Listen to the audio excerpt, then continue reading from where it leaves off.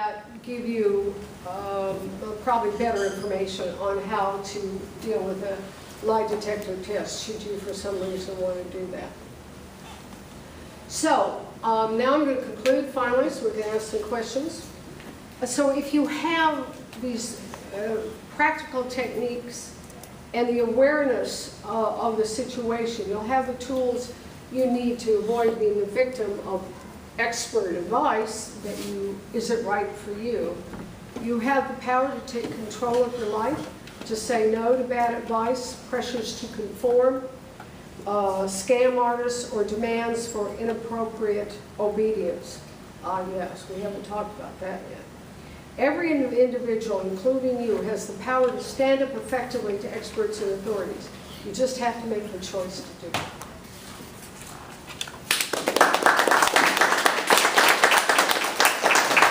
Now, we have time for questions? Yeah, we have time for questions. Okay. Questions? Big deal questions. Oh, come on, you must have some questions. Yes. Yeah, your point 17 says ask, are you being treated fairly? Can you elaborate on that point? Yeah, that can be tricky because you may not always know. But if you're being rushed and you don't think in a situation where maybe that isn't appropriate, that would be unfair. If you have any hint based on what they say, or even the expert's body language, that they're not taking you seriously, whether it's because you're young, or black, or a woman, or whatever it might be, or wearing jeans, or whatever it could be, or you have tattoos, or whatever.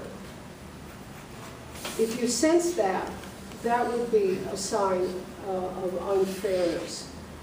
So if if you have any clue that you're not being taken seriously, or that they're trying to rush you through and get rid of you, those would be the main examples of unfairness. All right, any questions? Are you familiar with an organization called Oath Keepers? Vaguely have heard of them, I don't remember. They're started by a constitutional lawyer who's formerly Army Airborne. His name is Stuart Rhodes, oathkeepers.org. And just want to relate an incident really quick. 3 weeks ago, a San Diego police officer, I approached him actually to talk to him about this organization. And basically it's saying you take an oath, you're supposed to maintain that oath. And there's, due to a lot of disinformation and so forth, a lot of law enforcement and soldiers and military types are disobeying constitutional concepts. And anyway, with this particular incident, he goes to reach for his taser, and I'm like, we're not in Fullerton, officer. I don't know if I mean, Yeah. what happened up there. Or Oakland, yeah. And basically, I encourage everybody to learn about oathkeepers.org and share that information with anybody in law enforcement, firefighters, any of the sheep, military definitely, veterans, etc., the sheepdog community. Yeah, there's a lot of different kinds of information out there that's helpful. I have, in my book, I have, at the end of each chapter, actually, I have places to look for further information, both websites and books. There actually is a lot out there once you start looking, at least in certain areas. Not in every area. There's not a lot about how to deal with lawyers. I had to actually interview a lawyer because I only found one book. Well, I found 2 books, the NOLA book that I quoted and one other book. But there actually are a lot of resources. Like for beating traffic tickets, NOLA has a book. And if you look on the web, you'll find all sorts of websites about how to beat a traffic ticket. So there are many resources out there if you just look, both in terms of websites and books. Yeah.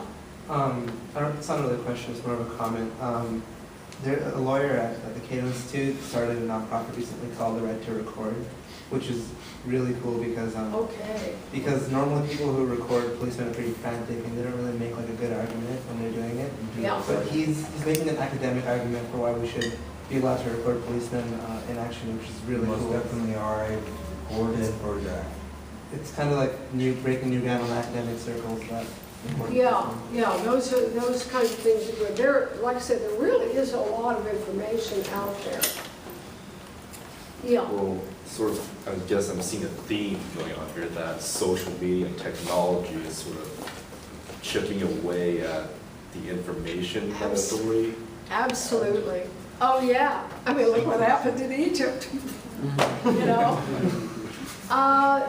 It is making a tremendous amount of difference. Yes, the authorities can't fool us the way they used to be able to, because we have access to more information more easily than ever before in history. We're losing it too due to a lot of censorship on the internet. Well, yeah, the censorship is coming. That's the trouble, because governments are figuring out that the social media are calling their number, huh? And so, yeah, I think that they really badly want to control the internet. And you all know why. Yes, I don't have to explain it to you. James, any questions? Yeah, so like in the example you gave of the black woman at the doctor's office, obviously women and minorities and so on, they often have to wear business suits or uniforms or symbols of power in order to I suppose reach a level of acceptance of authority that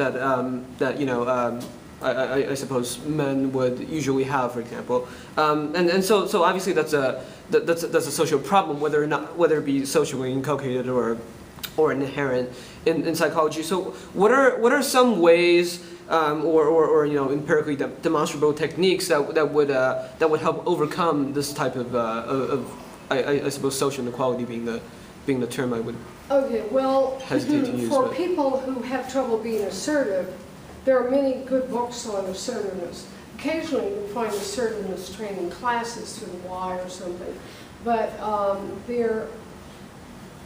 unfortunately I just forgot the name of it, but there's one book that I recommend. Heck, I'll just look it up. It's really good on that about being assertive, if that's one of your issues. Well, I suppose if you control for assertiveness, is there an observable difference in whether or not women or men are being perceived as authority? Oh yeah, there sure is. I can tell you that the research is real clear. Women are less likely to be perceived as experts or authorities than men. Yeah, period. There's too much research. There's a journal in psychology called the Journal of Social Issues back a few years ago, devoted a whole issue to women in leadership. It doesn't matter how competent you are. Women have a much harder time being perceived as competent leaders, even when they are, because there's still plenty of prejudice and stereotypes out there. You all know that. Oh yeah, it's out there. And so do you know do you have any thoughts or know of any research on how people can go out and possibly change that social field? Well, talking about it is the first step. Reading the research is certainly in a business setting. You would try to convince the Human Resources Department to perhaps have some workshops or whatever to deal with it. Awareness, as they've done with issues of sexual harassment, is for many years people, particularly men, I'm sorry to say, certainly not all men, didn't realize what they were doing was offensive to women, or they figured they could get away with it. Well, that's changing. I mean, perhaps it's being overdone, but that's another issue. So awareness, because I gotta say, libertarians are not the most psychologically minded people out there. I've been fighting this battle for many years. Not the what? Libertarians in general are very bad about understanding that psychology matters, that psychology has a lot to offer that will help deal with social problems. It has a tremendous amount. And in fact, one of the books that I want to write in the future, I'm lining them up unfortunately, is The Psychology of Freedom.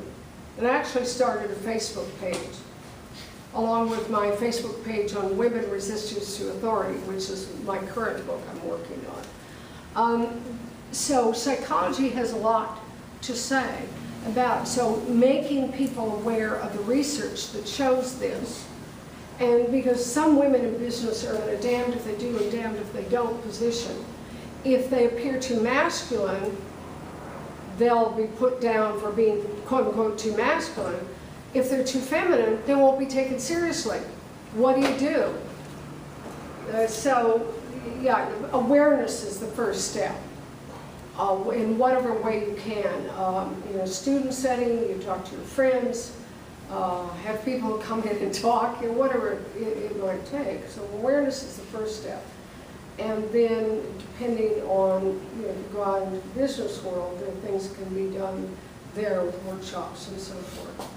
But libertarians need to get more psychologically savvy, because one of the promising signs is this whole new area of economics, behavioral economics. So maybe you know about that. It's about time, this idea that people make rational decisions about economic decisions. Hello, what universe are you in? Psychologists have known for many, many, many decades that people aren't always rational. Hello. And people are not necessarily rational. In other words, you know the standard libertarian arguments where they say, oh, the market will take care of it when we have a free market. Liberals know that's lame, and they're right. It's not enough, because the culture has to change too. People have to stop basing their evaluations of other people on stereotypes, whether it's gender or race or age or appearance. Those libertarians are just all crazy nuts. No, well, I don't think so, but... No, I don't think either. I'm sharing that as an example. Well, yeah, that's right, that's right. If you give a lame answer like that, the non-libertarians will laugh at you as well they should. If we had more time, I could rant on that a little longer, but I think we're probably running short of time, so take another question. Last question. Okay, so I just wanted to ask you, because you were talking a lot about social psychology earlier, assuming that libertarianism is a forum for which people with different values can kind of come together and talk about political authority over others and the distribution of political power over others, assuming that's what libertarianism is, do we really see a robust social psychology scene in libertarianism? I understand political psychology being important to libertarianism, but in the spirit of libertarianism, does social psychology really fit when it doesn't really talk about the distribution of power over others, which is kind of the uniting factor among libertarians? What do you think the Milgram experiment is? I think it's important. I'm asking you. No. I mean, that's social psychology. Yes, it's telling us many important things about power. For one thing, it's telling us enough to know how we can begin to combat power by making people more aware of how they give in to authority because of things going on in the situation. That's very powerful information. It's very relevant.